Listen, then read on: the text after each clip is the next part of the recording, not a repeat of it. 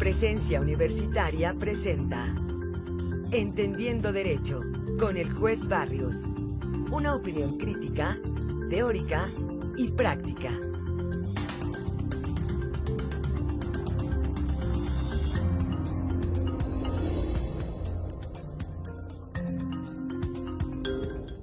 Son las 7 de la mañana ya con 35 minutos. Muchas gracias por continuar con nosotros. Y como se lo adelantaba a usted, está con nosotros el juez Barrios.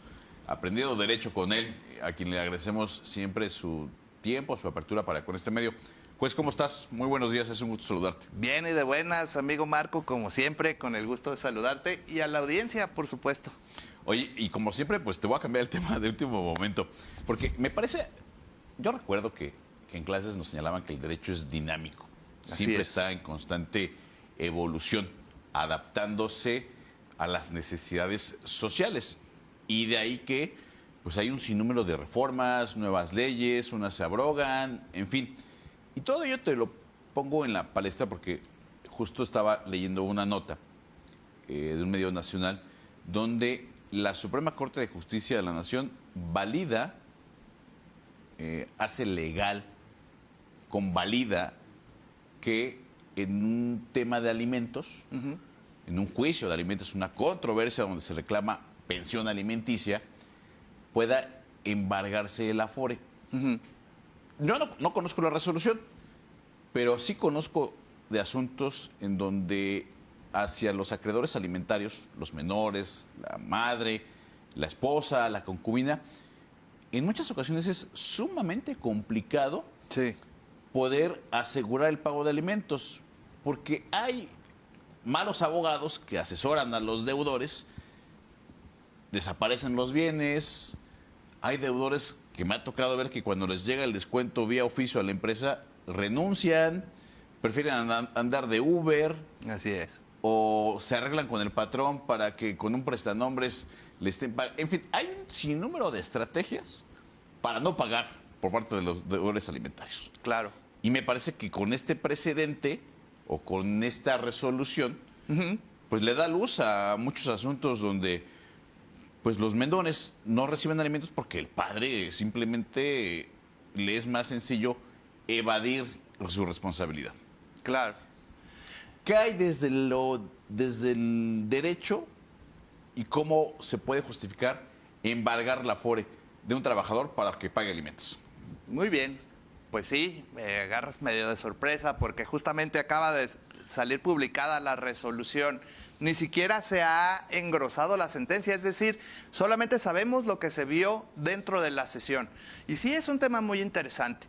El derecho, como bien atinadamente dices, amigo, ha sido materia de evolución y en el tema de alimentos es súper importante saber que lo que pretende salvaguardar es la subsistencia de personas menores o incapaces o de personas que por otro vínculo tienen el derecho a recibir esta prerrogativa por parte de quien puede otorgárseles, llámese papás, tutores, esposos, concubinos, etcétera. A lo largo del tiempo, efectivamente, a raíz de estas prácticas de derecho que pueden considerarse por muchos desleales, se han utilizado estrategias tendentes a evadir esta obligación y efectivamente el derecho debe de ser vanguardista para enfrentar estas situaciones fácticas y poderle dar a las personas lo que en derecho corresponde, es decir, salvaguardar el derecho de la integridad y de los alimentos. Bueno, a partir de eso se han considerado viables algunas acciones y particularmente en el tema del trabajo. Aquí estás hablando de dos sectores vulnerables, los acreedores alimentistas, generalmente hijos menores de edad, y los derechos de los trabajadores, también considerados por el derecho como un sector vulnerable y materia de protección especial. Cuando tienes enfrente dos derechos protegibles de manera especial, cuando tienes que decidir cuál está por encima de otro en un caso específico, se llama ejercicio de ponderación. ¿Qué realizamos los jueces? No suprimiendo un derecho, sino diciendo, en este caso concreto, este está por encima.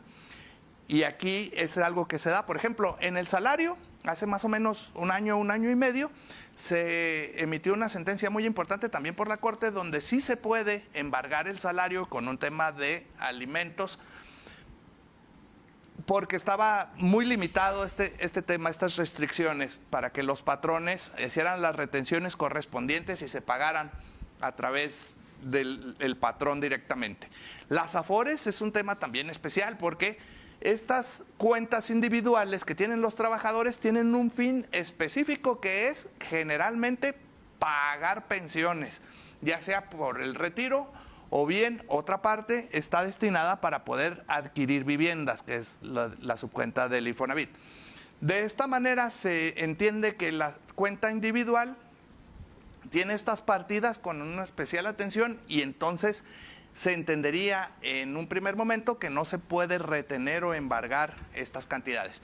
Pero para entender un poco más por qué la Corte determinó que sí se podía, es necesario conocer la estructura de las cuentas individuales. Tienen los trabajadores una subcuenta que se llama RCB. Está destinada al retiro, cesantía, vejez. De este dinero, una parte del dinero que se va acumulando, se van a pagar las pensiones que se generen, sobre todo cuando la persona se retira. Hay otra que se llama vivienda, que como te dije está destinada para la adquisición de créditos, y una más que son aportaciones voluntarias. De la RCB, el concepto de retiro ha sido concebido por la ley y por las personas que la interpretan como una partida que se utiliza cuando el trabajador más lo necesite, no necesariamente cuando se retire.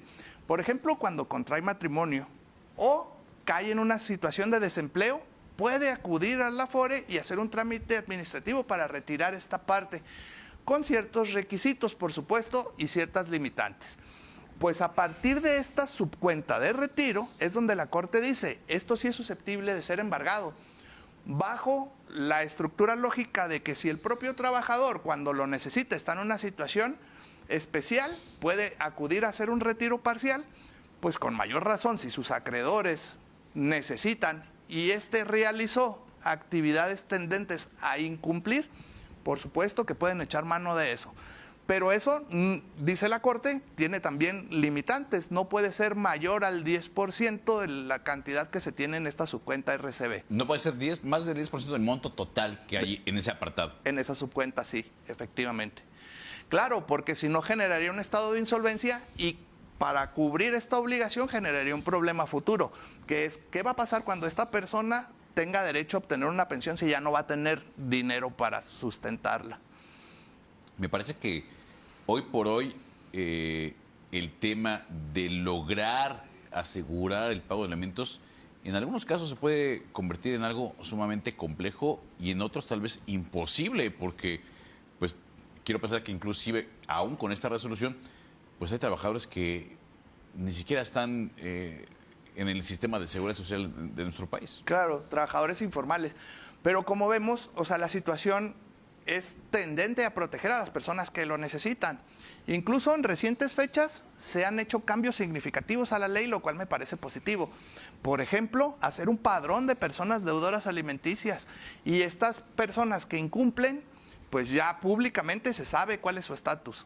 Incluso debo decir que el incumplir con esta obligación de alimentos tan importante puede dar lugar a la comisión de un delito, porque se equipara, y también eso es una sentencia relevante de la Corte, al abandono de personas, lo que es un delito. O sea, me desentiendo completamente de una persona que depende de mí para su subsistencia, ¿no? No solo son los alimentos, también es en donde vive, la educación, incluso el esparcimiento. Entonces, también todos estos sistemas de protección tienden al final a que la persona que los necesite los alimentos esté de la mejor manera. Pues bueno, me parece importante lo que acaba de pronunciarse la Corte en torno a ello. Sí, justo, es un precedente bastante importante. Pues señora, pues muchas gracias. Nos vemos la próxima semana. Pero por supuesto que sí. Muchas gracias a la participación del juez Barrios por haber estado con nosotros. Pausa y regreso con más de la información.